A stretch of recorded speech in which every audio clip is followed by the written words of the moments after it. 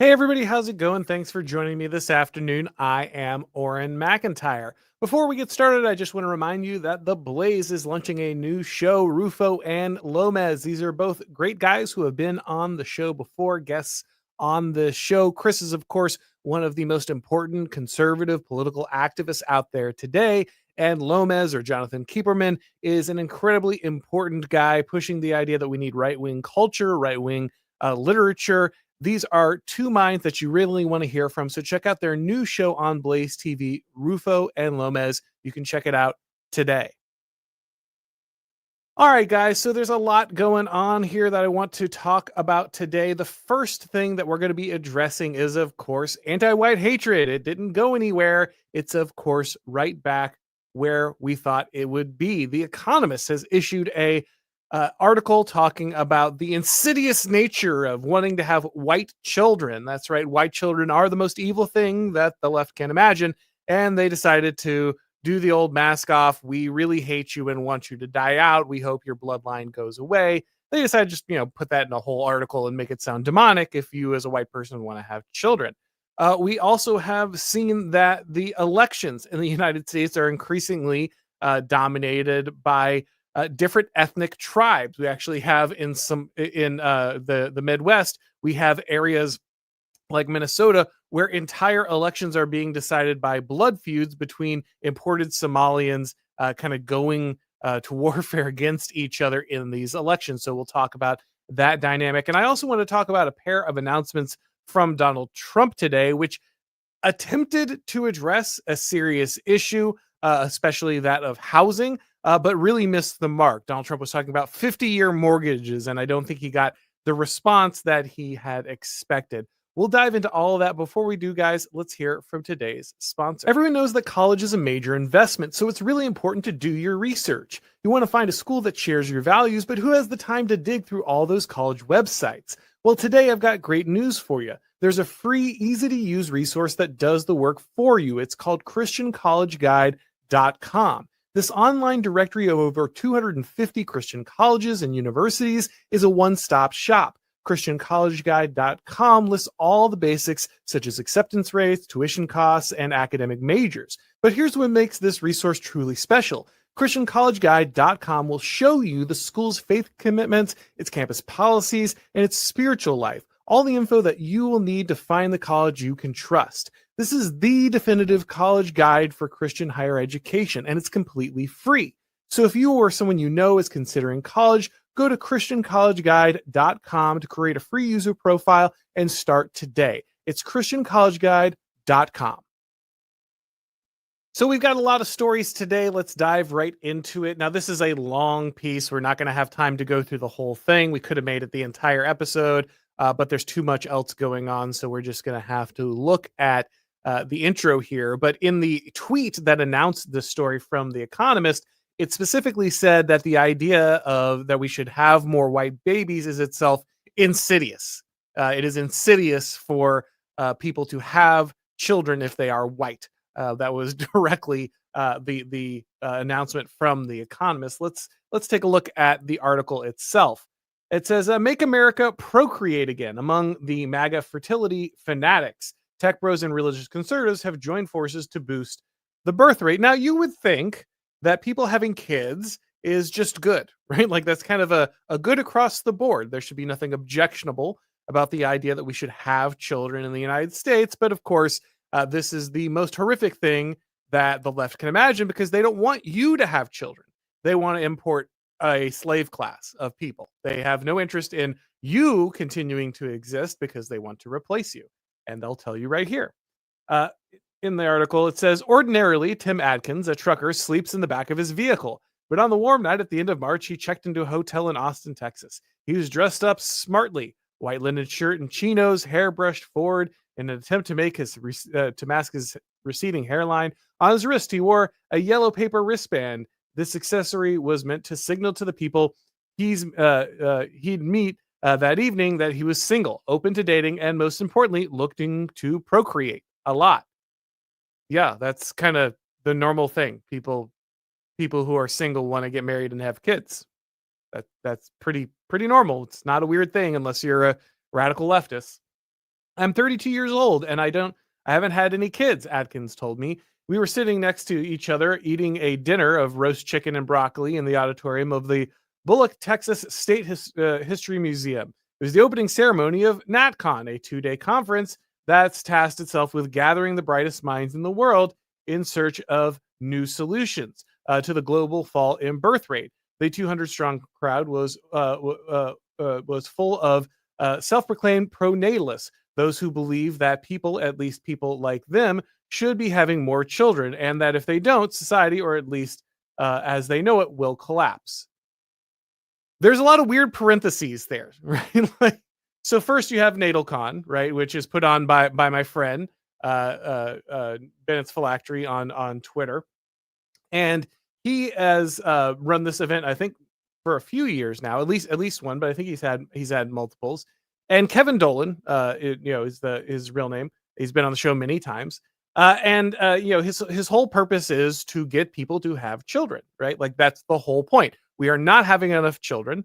That is impacting our ability to fund our entitlement systems, to make our different organizations work, to fill our labor market. And so we need to make sure that we as Americans are having more children. But of course, here, and this is where the fun parentheses come in, right? At least people they like should have more children. Well, most people do want people they like to have children. Yes, people like them. Well, I mean, obviously that's often the case, but there's nothing explicit about that. So you're just kind of reading that down on purpose, because the whole piece here is going to be, I know you're going to be shocked, but white people are racist. I know you didn't see that coming. You didn't see the entire thing being about white people are racist. But the whole point will be, they're not trying to have everyone have children, just white people, and they want society to stay the way it is. Well, first, why wouldn't you want society to stay the way it is? It's okay to conserve your society, to have traditions, to have beliefs, and it's okay for you to want the people who already share that society with you to have children. Atkinson, whose solitary life on the road gives him a lot of time to think, was concerned about what he was contributing to the problem. The alarm bells were going off like, why hasn't this happened for me? There was a flash of vulnerability in his face. It's not just trucking. It's not just me specifically. It's everywhere. Oh no, this poor guy is thinking about his life and what he's contributing to his society. And he wants to make sure that he's doing more. And it's not just about him, it's about the other people in his society who are having a similar problem. It's not just his lifestyle, it's not just trucking, it's the society across the board. Well, what a terrible thing for a relatively young guy to care deeply about how negative things are impacting his community. What a crime. He's seen influencers speaking online about NatalCon, has decided to pay the $1,000 fee to attend. Matchmaking wasn't the point of the conference. Rather, it was billed as a serious academic affair that would feature pro-natalist thinkers, tech entrepreneurs, venture capitalists, and people with the ear of the Trump administration. Still, Atkinson wanted to try his luck among like-minded crowd. He filled out a Google form, tells you about kind of the dating process and how most of it is men there. And he said, but the whole point, like I said, the conference was not a meet and greet. It was not there to just make sure that people get married and have kids individually, though that is ultimately their goal for society. However, yeah, of course, they're going to have like mixers. How are you going to have a pronatal event and then not have some opportunity for men to meet women? I mean, at a conference like this, yeah, it's going to be mostly men. I mean, that's just going to be the case. But if you can't at least get the few women there together with some of the men there, then kind of what are you doing, right? So down here they say for these political bedfellows, falling birth rates are an existential crisis with the potentially devastating consequences for the American economy, national security, and the MAGA project. Well, first, yeah, the left really has acknowledged a lot of this, right? This is their whole hard sell, that we have to import a bunch of people into the United States because we aren't having kids. You can hear tons of Democratic politics and politicians say exactly this. We aren't having children, so we need to have mass immigration to prop up our economy and our entitlements. Except, of course, there's another option. You don't just have to import other people's children. You can fix the social problems that are keeping you from having children. But that's what we're demonizing here. We're literally demonizing people who are trying to solve social problems that are keeping us from having families. It's an amazing thing to behold. Tech billionaires like Mark Andreessen, Palmer Luckey, Peter Thiel, and most famously Elon Musk have all publicly fretted about the issue, funneling money into companies and research initiatives that are developing reproductive technologies. Meanwhile, religious conservatives like those of the Heritage Foundation, a right wing think tank, have been pushing policies that might, in theory, help expand the population, such as banning abortion and reducing subsidies for contraceptions. Okay. The vice president, J.D. Vance, is at the nexus of this tech triad alliance, tech trad alliance. As a vocal convert to Roman Catholicism, whose political career was supercharged by Thiel, his former boss, Vance, was thrilled to help make pronatalism an explicitly MAGA issue. He has criticized prominent Democrats who don't have biological children for being less childless cat ladies. Taylor Swift then pointedly used that phrase in her endorsement of Kamala Harris the last year. Well, that worked out really well for him. Great job. And he made a point of saying in his first public address as vice president, I want more babies in the United States of America. Trump, in turn, has declared himself the fertilization president. Did he? I mean, that would be hilarious, honestly. That would be very in Trump character, but I don't know if he actually said that. And recently unveiled a plan to offer discount fertility drugs through Trump RX, the administration's direct-to-consumer website, due to launch next year. Okay, so again, what are we angry about here? They want people to have more babies. They say you should have babies so we can continue to have a country. They're going to make it easier for people to have babies. They're going to try to reduce the cost of having babies. They're trying to make the kind of fertility drugs that would help people have babies more accessible. How is any of this objectionable to the left? Why is this insidious? There's a sense among many at NatalCon with Trump and Vance in power that the moment to jumpstart American baby making has come at last. But those gathered outside the museum on the opening night of the conference had a different impression. That pro-natalism was a part of a broader and more insidious project to create a wider America. Oh, okay. It's insidious because white people might have kids. That's why it's evil. Yeah, they care about the future of the United States. Yes, they're working to reduce drug prices and create situations where people can stay home with their children, make it easier for people to have. But some of those people might be white. And that's the problem because it's insidious. It's insidious to have white children.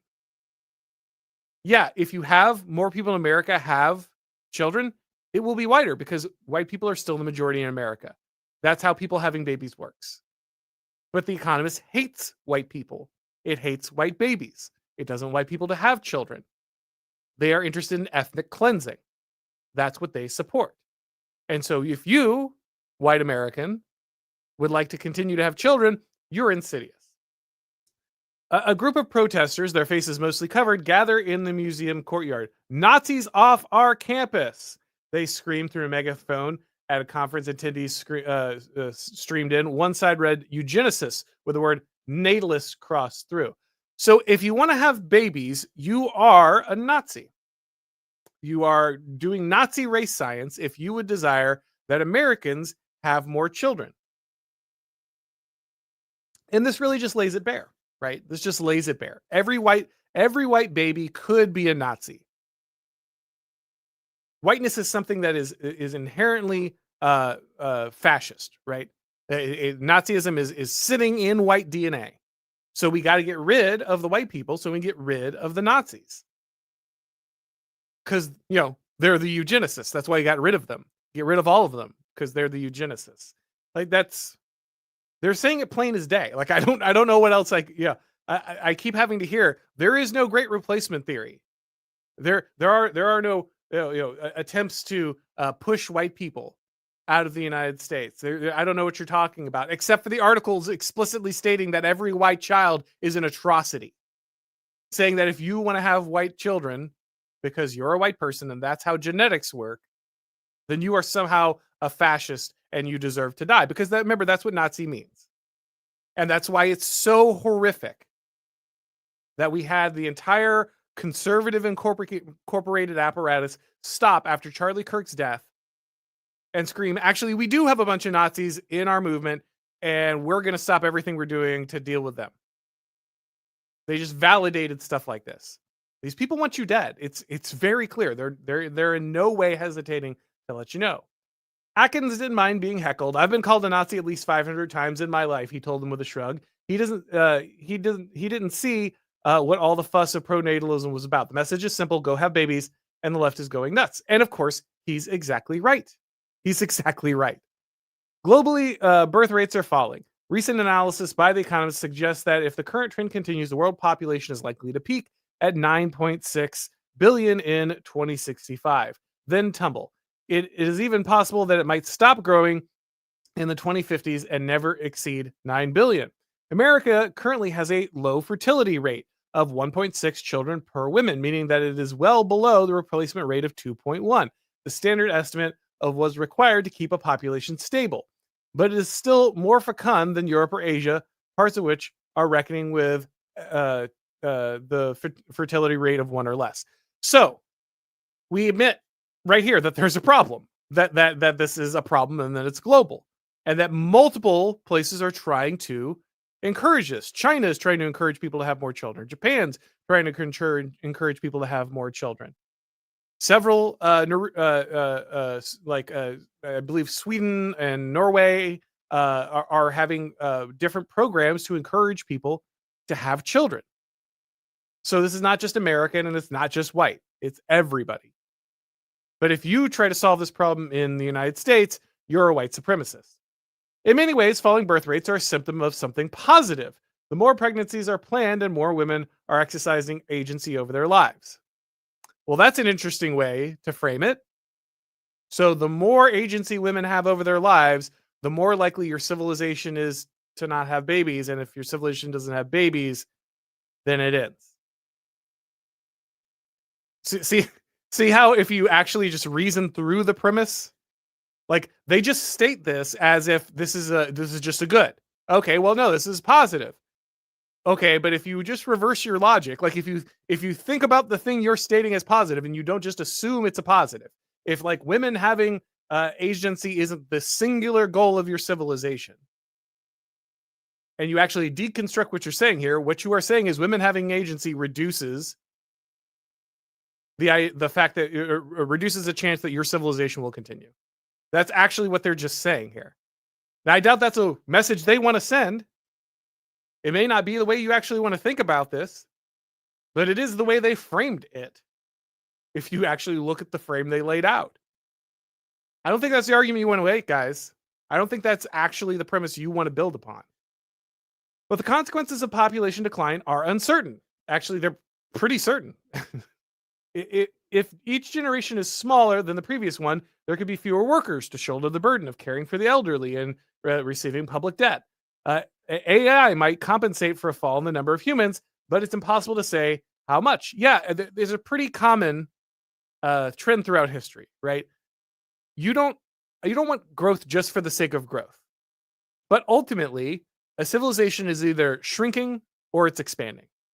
Right? It's either conquering more territory, it's either mastering more things, or it's going in receding. Now, sometimes the recession of the civilization is necessary, right? We go through cycles. There are many situations in which a civilization contracts with its birth rates and its size, and then kind of regathers itself and then heads back out. It's not all that often, but there are examples of this. But it is undoubtedly true that a declining birth rate means something about how people in your civilization view their future. And it certainly has an impact on things like systems that were built for expanding populations, which most of our systems were. Social Security, basically all of our entitlements, our ability to care for the elderly. Like if you don't have children, you die in a nursing home. And you don't die in a nursing home alone. Someone has to take care of you. People who take care of you have to come from somewhere. And you didn't have any kids. So they're going to come from somewhere else.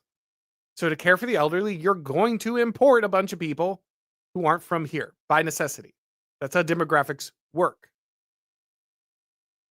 One way for a country, and in case this imagery isn't subtle, they replace all of the balls in the gumball machine with white gumballs because, again, white people having babies, evil.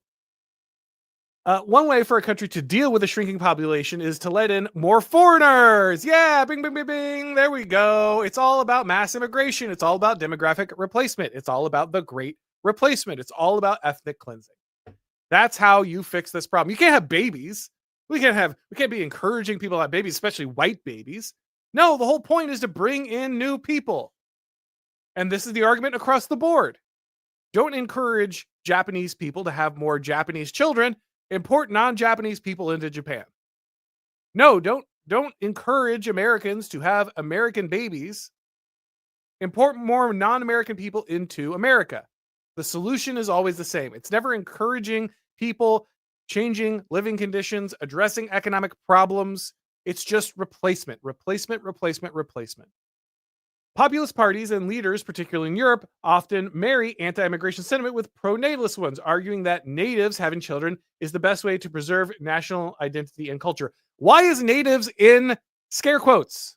Are there not really native people? Because the left loves native people. All we hear about are land acknowledgements and how the native people of any given place are the actual owners of the land. Everything is stolen land because the natives own it. The Native Americans or the Native Australians or the Native whoever, they're the real owners. Because the left is all about blood and soil nationalism for everyone. Except you. Like, they love their blood and soil nationalism for every third world country. They love to attack you with claims of blood and soil nationalism for you stealing the land of these people. But you can't be native to anything. Even in the UK, they do this, right? That's where a lot of white people came from. And they'll say, oh, how do you know what a native Englishman is? The people who were born here? They say, don't you know where natives come from for every other nation? Why don't we know what natives are here? Right? And yes, people do pair anti-immigration with pro-natalism because they recognize that if you don't import a bunch of people, you got to have your own kids. They're just being responsible with that option. It says many governments have tried to bribe people into having more babies. South Korea has a fertility rate of 0.72, the lowest on earth. Never forget, guys, South Korea is going to die before North Korea does if they don't fix something. So there's literally like totalitarian dictatorships might be more likely to survive than modern companies, modern Western capitalist countries that won't address these issues. You have to address these issues. And has spent $720 billion. That right? Wow. Sorry, I saw that number before, but I didn't take in the total number there. I wonder if that's accurate. Over the past 20 years on pro-natalist policies, subsidizing taxis for pregnant women, providing free IVF in some towns, giving new mothers free housing. Or maybe that's their currency, the BN. Sorry, I don't really know South Korean currency that well. This year, it began granting couples a cash payment of close to 30 million, 30 M. So yeah, it must be whatever their currency is. Sorry. So they translate that over to 20,000 over 8 years for each child they have. Viktor Orban's government spends 6% of Hungary's GDP on pro-natalist policies, including lifelong exemption from income tax for mothers of 2 children more. So again, they admit here, places like South Korea are having this same problem. So it's not about supremacy, unless you are also accusing South Koreans who want to have children of supremacy. It's about continuing the people who live in your country. And if your country is, has a majority of one ethnicity, then yeah, there'd be more people of that type having children. Again, this is a very long piece. We could go on it forever, ever. You get the gist of it at this point. They're going to talk about the fertility issue, but ultimately it's the importation of foreigners that matters, even in places like Japan and South Korea, right? They push it more in white Western countries, but they believe this about Japan as well. They want them to open up their borders. They want them to import foreigners. You can't encourage people to have children, especially if they're white, because that's insidious. All laid out right here in the piece. Just continuing to see exactly, exactly what you'd expect from the left on this issue. So I wanted to go through another article with you real quick as well, just talking about the impact of immigration. This one is about in what is going on in Minneapolis. Now, you guys, I'm sure, are aware that there's a sizable Somalian population that has been moved in to Minneapolis because we can't have children. We import other people into the United States, and that's going to fix our problems, right? What happens when you import all these wonderful people who are going to fix your demographic decline? What are there any consequences to ethnically cleansing all of the actual people who live in a given area and replacing them with foreigners? What does that look like? Well, we got a piece here from Red State collecting a number of things that happened on Twitter here recently. I'll just go ahead and run through it real quick. It says, perhaps the greatest fallacy of the whole diversity is our strength nonsense is the idea that people from the third world or even post Stone Age low trust societies can successfully set aside their cultural upbringing upbringing to function as members of a modern nation where their neighbor is a fellow citizen and not prey. Once upon a time, our educational system was at least devoted to developing citizens as if it was as it was to gender pronouns. Teachers took kids from rural Sicily, Jews from the ghettos of Poland and Russia, and kids from sharecroppers and coal miners. And in fact, they took from all corners and turned them into Americans. Then, and I date this from probably the 1970s, the melting pot that saw Americans as Americans became a salad bowl where everyone was hyphenated and where serving ethnic particularities was seen as a governmental duty, not a parental responsibility.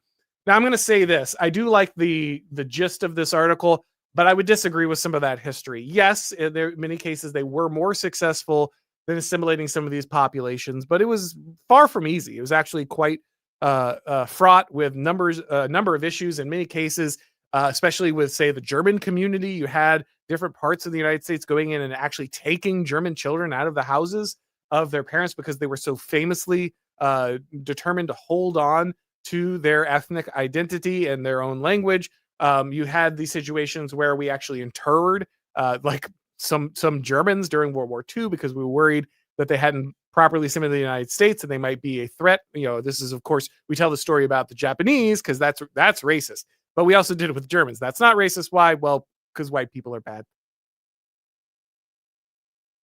And I would say that ultimately the melting pot is itself a problematic distinction or problematic phrase. But again, I don't want to parse everything through the language of this article. Ultimately, I do agree with what they collected here. Now, they point out that we have a significant here. Show more of this one. They do point out that we have a significant problem that there are these Somalian tribes that are active inside the politics of a place like Minneapolis, and if you're from the wrong Somalian tribe, then you will be attacked. So, for instance, Omar Fatah, who is the guy who's the mayoral candidate, I'm sure you've seen him with the giant head here.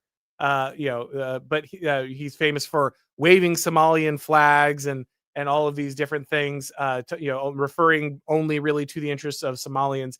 But apparently, he is from a different tribe than someone like Ilhan Omar, and so these two tribes are like pushing back against each other.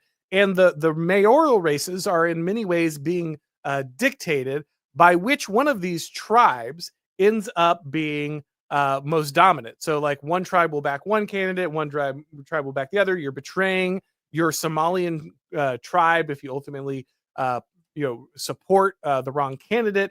And so the domestic American elections in major American cities are being driven by the tribal politics of Somalia, because that's how many people you moved in there. Like he says here, this may be news to you, but it's not to Ilhan Omar, who campaigned for Fatah. Here, she is appealing to Somalian solidarity in front of an audience that is firmly wedded to clan loyalty. So you got a video here of her talking about how important it is to have Somalian solidarity. Let's see if we can play it here. We'll play on that one now. Bring it up in the other window then. But as they're laying out here, these different Muslim tribes have entirely different structures that are kind of tearing at the edges of this tribal loyalty. Let me switch over to these because I bookmarked it on Twitter as well, and I can play some of this video, I think, or at least I have the original tweet here. Share that instead.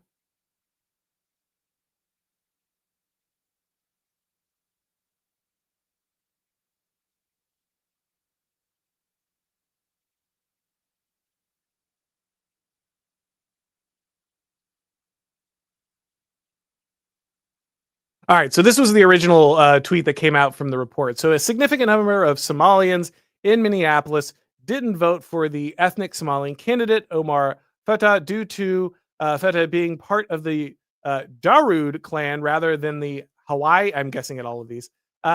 These deep-seated clan wars allowed Mayor Jacob Frey to rally key community leaders from the Hawaii clan to hold off a challenge from Fatah. So basically, he was able to exploit these tribal differences to keep them from actually getting him pushed out of the race. This is like the classic Lawrence of Arabia thing, right? Like this is how every whether you're Alexander the Great or the British, you disrupt you get the different tribes to play off each other. You disrupt their unity by getting them to go after each other for different like ancient blood feuds, and that's how you keep them from ever banding together. So he's using, to be fair, he's using the most classic European strategy to dominate, different tribes in Africa or Asia, the old divide and conquer. Representative Ilhan Omar, who endorsed Fatah and is part of the Darude clan, is reportedly the next target of the Hawaii community leaders as they're emboldened by their proxy victory over the Darude in the mayoral election. She will possibly face a primary challenge on tribal grounds. So they're using the different tribal identities to push back here and possibly out her. Let me see if I can bring up the video here real quick. Here we go. Play the video. And ama waxaan u malaynayaa haddee dadka badan oo isku dayay in communitygeena iyo jaaliyadda Soomaaliya inta Minneapolis ama waxaan u malaynayaa haddee dadka badan oo isku dayay in communitygeena iyo jaaliyadda Soomaaliya inta Minneapolis ku nool inay kala qeybiyaan inay caawatan suurtagelisay oo annagoo dhan So she's openly admitting here that they have a plan to vote as an ethnic bloc. So she's admitting here that they have a plan to vote as an ethnic bloc. Like, that's our community. We're the Somalian diaspora. We get to decide who's going to be mayor. And some people are trying to drive a wedge between us. And that's the real problem here, is that we have to stop them from dividing our Somalian community. Waan ka soo tagnay annaga jinsiina isku dagaalno waxaan wadankaanayt ugu noolnahay Soomaalinimo qofka laamiga nagu arko wuxuu og yahay inaan Soomaali nahay. So we can't be divided on race and ethnicity. That's what she says. So our tribes can't fight because we have to live as Somalians in America. That's our identity. We're unified Somalians. We're not individual Somalian tribes. So she's trying to be ecumenical about this. She's like, no, we have to rally together. We can't be divided by our old ethnic feuds. We need to get together so we can fight our new ethnic feud against who? The Americans. We're the Somalis. They're the Americans. We need to stop fighting our tribal differences from Somalia. Instead, we need new tribal differences and unite against the American people. That's literally what she's laying out here. ma kala yaqaan hoos qabiiladan ka kala nahay sida isku kala qaybino marka maanta waa sharaf daro in xaflad qof aan Soomaali ahayn loo suubiyay qabiil looga dhaxadlo taas waa mid ceeb ah waana mid aniga qaas ahaan aan ugu xumahay ilaan dadka soo qabaabiyay aan kasto wax ka kasaaya hadda ay fahmaysaan marka waxaan leeyahay Soomaalida saytii oo isdhahaaya ilhaana niyad jibinaysiin ama Umar niyad jibinaysiin annaga geesinimaana lagu dhalay willigeenna waa guulaysanaa. So basically, she's having a challenge based on being in the wrong clan, and she has to shore up her ethnic support because she knows her constituents are not Americans. Like, this person is not an American. No one voting for this person is American. No one who is letting Somalian tribal identities define American politics is an American.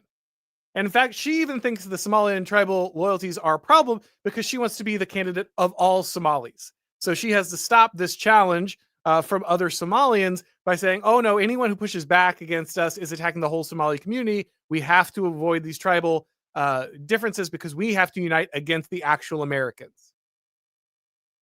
This is American democracy. That's where we're at right now. This is how our elections are run. By stuff like this. That's how insane things are right now. That's like, but don't worry. The key to the fertility problem is importing more of these people. If you want to have American babies, especially white American babies, you're insidious. The good people, they want to import more of this. That's what a real compassionate, tolerant person does. They import people who hate each other based on their tribe more than they even want to fleece Americans. That's how tribal these people are. They're milking the entirety of America, and they'd still rather go after each other and settle their own tribal differences. Like that's how obsessed they are. All right, so the next thing I wanted to talk about are two announcements that came from Donald Trump right now. Now, one of the reasons that people are not having children in the United States is that they see no way forward. They see no way forward for their family. They have no way forward for them to build a life, to have their own home, to have the American dream. And so they just don't see the reason to get married, have kids, all that other stuff. We'll never be able to have our own home. We'll never have a future. We'll never have retirement. We're never going to have any kind of economic mobility opportunities. So one of the big issues is the housing crisis. It's just true that the more, especially middle-class drivers, that's the real class that doesn't have kids. Rich people have kids, poor people have kids. It's the middle class that stops having kids when things get tough because they're trying to elevate themselves. They're trying to move up on classes. And the more kids they have, the harder that becomes until they break through into the upper class or they go back down to the lower class because they don't care. And so they're all terrified of going down to lower class by having more kids, so they just don't have any. And the big part of that is things like cost of schooling, cost of food, cost of medical care, and cost of housing. Now, Donald Trump says, okay, I see this as a problem, and I would like a solution. So he says, I am going to introduce 50-year mortgages. And 50-year mortgages are going to solve this problem because the cost of each payment will go down. It'll be cheaper for you to have each individual payment if you're paying it over 50 years. And that's true to an extent, but there are a lot of problems with that formulation. One, you're paying interest over time on that. So yes, technically your payment is lower, but you're paying interest for longer. And since the interest accrues over time, you are overall paying more for the house, not less. The other huge problem is this puts you in long-term financial slavery.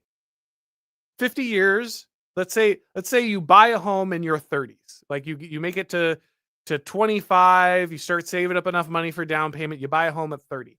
50 years means you will have paid off your home when you're 80. The average life expectancy in the United States is what, 77, 76, going down sadly because of things like this.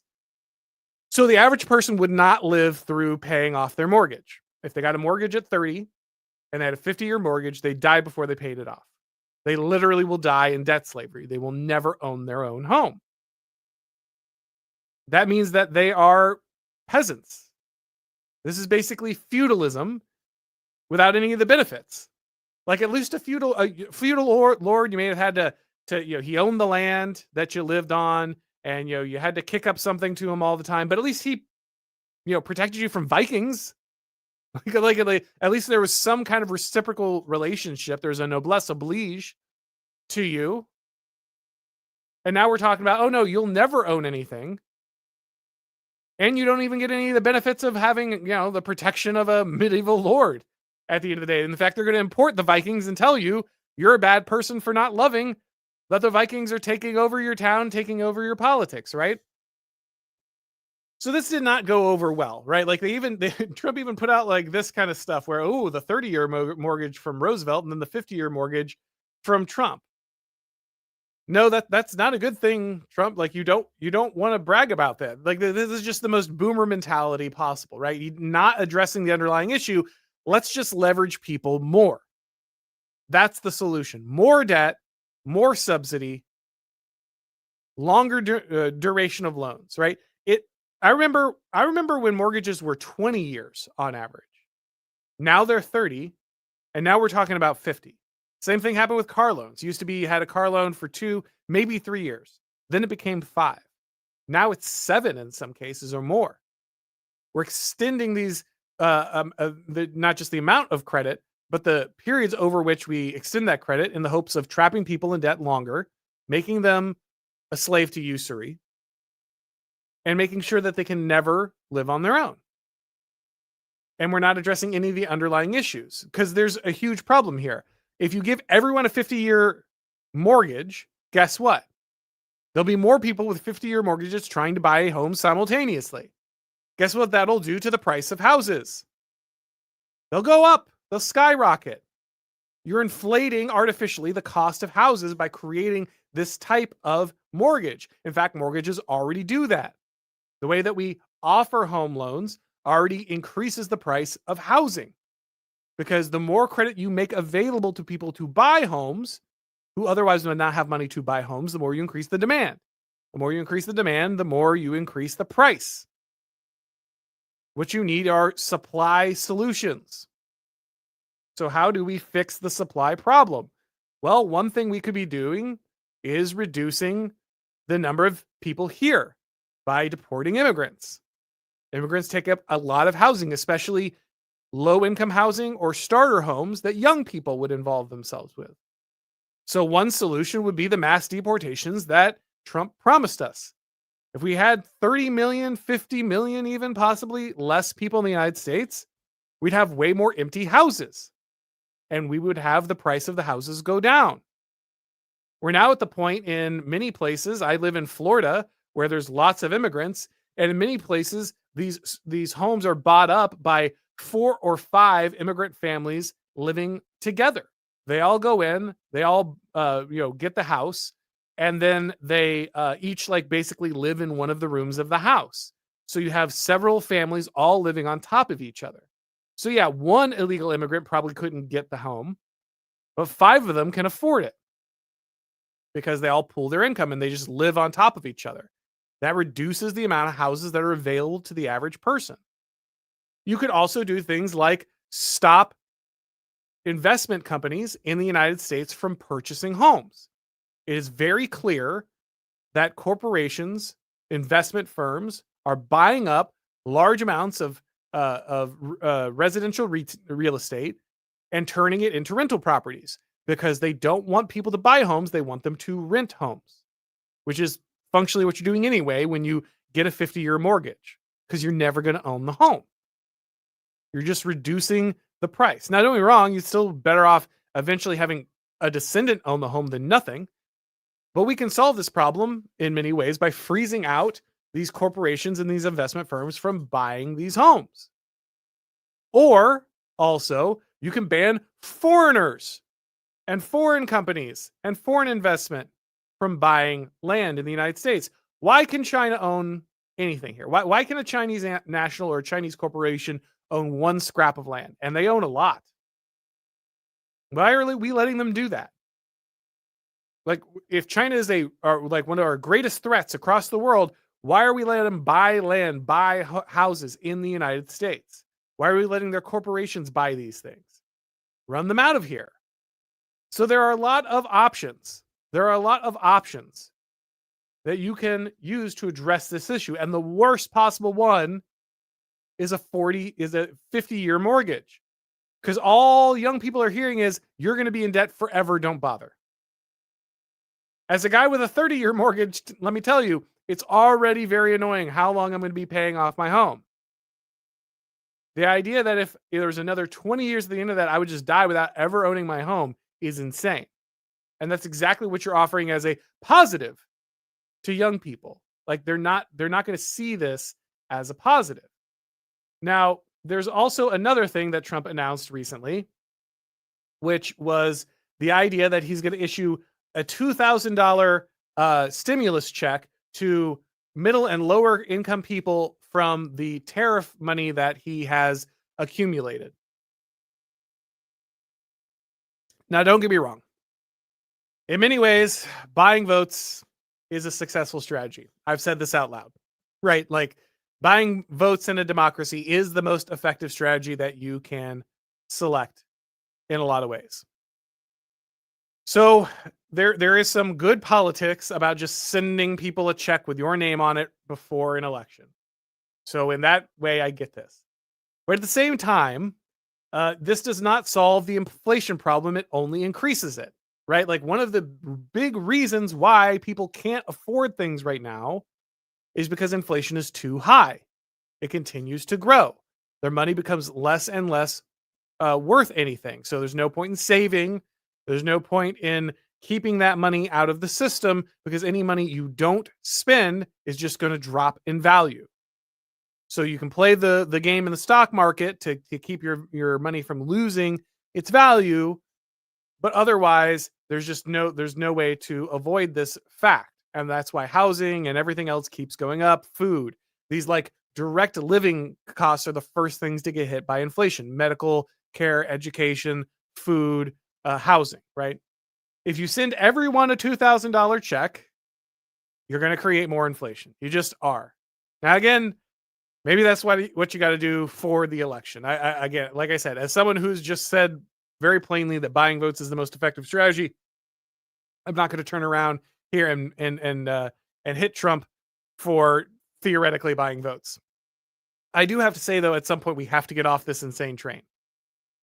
Right? Like we can't keep living like this. This will destroy our country. This is terrible monetary policy over time. And you always want to stop it when the other guy's in power, not when you're in power, because you want to stay in power. You want the numbers to go up while you're in power, and you want the other guy to have to deal with the consequences, which is why democracy is stupid. Because it's always the next guy's problem. Trump is being a good Democrat politician here. In this case, I mean small d. A Democratic politician in the sense of he must be elected through the democratic process. He's being a good politician in this instance, but it will destroy our society. And the fact that we are looking at 50-year home loans really shows us how devastating inflation is on our society. So we have this collective problem, whether it be population and having children and just band-aiding that with trying to import a bunch of people into the US, or financial cost of living issues that we're just kind of band-aiding over with longer loans and more stimulus checks. And the theme across all of this is we refuse to address the underlying problem. And because we refuse to address the underlying problems, we keep picking bad solutions. So yeah, tactically, politically, it might make sense to issue this check. Yes, I can see how you get to the idea that 50-year mortgages solve your problem. Yeah, I even get understand where you got the idea that importing a bunch of people from Somalia will solve an issue with, I don't know, falling birth rates. But all of these are stupid, disastrous, destructive solutions, and we have to stop. We have to stop ignoring the real problems and coming in with these fake solutions, these devastating solutions, and then running around and saying, how did we end up here? Because now we're just throwing Band-Aid on top of Band-Aid on top of Band-Aid on top of Band-Aid, and we can't figure out where the original problem was. It's so deeply buried under terrible solutions, we don't even know what to do at this point. All right, guys, I'm going to head over to the questions of the people here real quick. Crypto Weirdo says, imagine hating babies. What kind of person thinks that way? Don't they know how this makes them look? Well, yeah, but to be fair, the entire Democratic Party is kind of about hating babies, right? They're not very pro-baby on any sense of the word. Definitely not white babies. They're more insidious, but they're also very pro killing black babies, or at least black people killing their own babies, right? So the Democrats are pretty consistent on their hatred of wanting to kill, mutilate children, that kind of thing. It's not really out of character for them. He also says the anti-baby movement is a group of failures. Well, that is most certainly true. It is the most bio-Leninist movement imaginable, right? Like this is literally the people who could not attract a partner, could not reproduce. These are the spiteful mutants just hoping that they can stop you from having children as well. Manayud says politicians worry about the next election. Statesmen worry about the next generation. Ian Smith, and of course this is absolutely true. But the problem is we have made it incredibly important that people only worry about elections and never actually do statesmanship.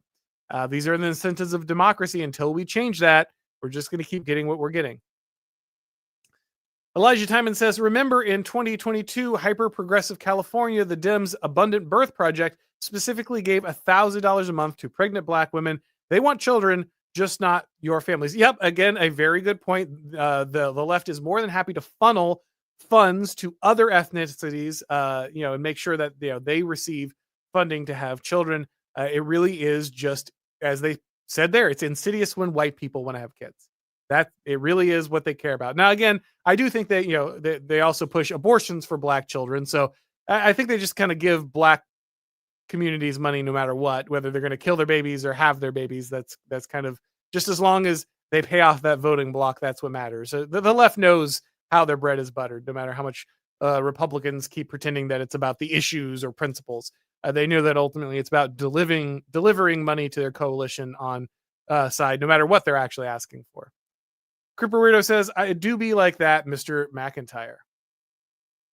Elijah Timons again says, let's say that the propositional nation is true. Does Ilhan Omar qualify even for that? Does sound like she believes much in the proposition. Yeah, no, I've said that very many times over. The fact that she's still here means the propositional nation is a joke.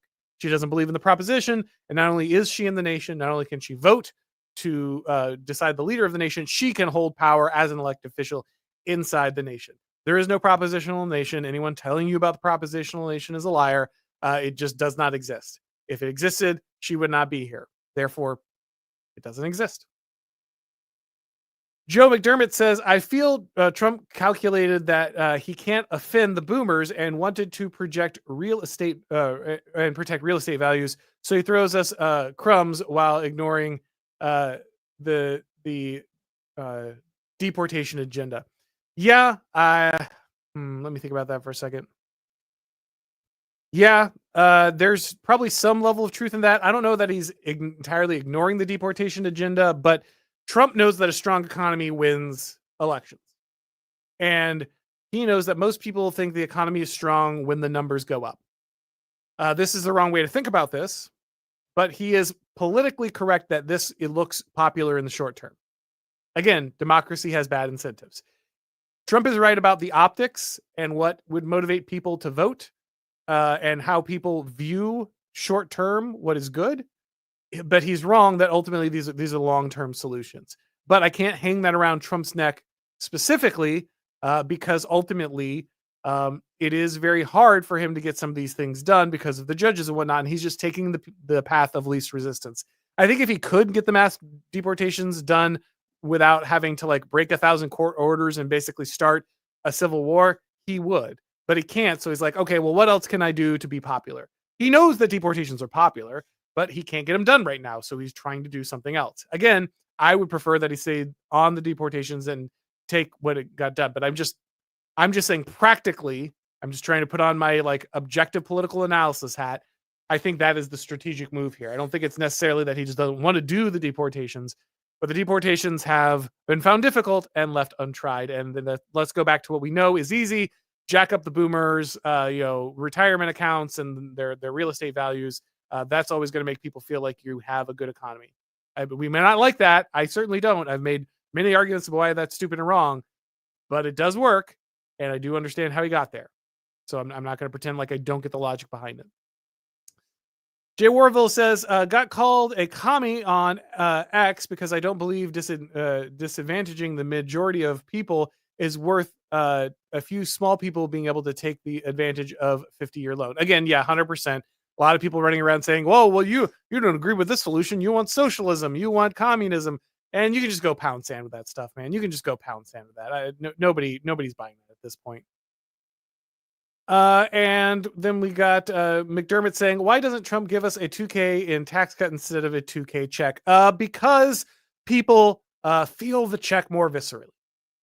That's the answer. I don't think it's a good answer, but it is the answer. They get a check in the mail. It goes directly into their bank account. They feel it right away. And it's got Trump's name on it. It's really that simple. I hand you money. You like me. The tax cut is cool, but it's not going to go to income people because they don't pay taxes. And they're not going to get a check in the mail that says Donald Trump gave this money to you. And that's what he's looking for. Again, you may not like it. You may say, oh, those are leftist tactics, Democrat tactics, whatever. If you want to understand why he's doing it, I'm pretty sure, or why he's talking about doing it. I don't think this is going to materialize necessarily. However, why is he even thinking about it? Why is he even talking about these terms? Well, because people vote for people who pay them. That's it. That's the end of the story. All right, guys, I'm going to go ahead and wrap this one up. I want to thank everybody for coming by. It's been fantastic speaking with you. If it's your first time on this channel, you need to go ahead and subscribe. You need to click the bell notifications so you know when we go live. If you want to get these broadcasts as podcasts, you need to subscribe to the Auron MacIntyre Show on your favorite podcast platform. And if you do, leave a rating or review. It really helps with the algorithm magic. Podcast continues to grow, guys. Just love to see it. Really appreciate you out there spreading the word. Thank you, everybody, for watching. And as always, I will talk to you next time.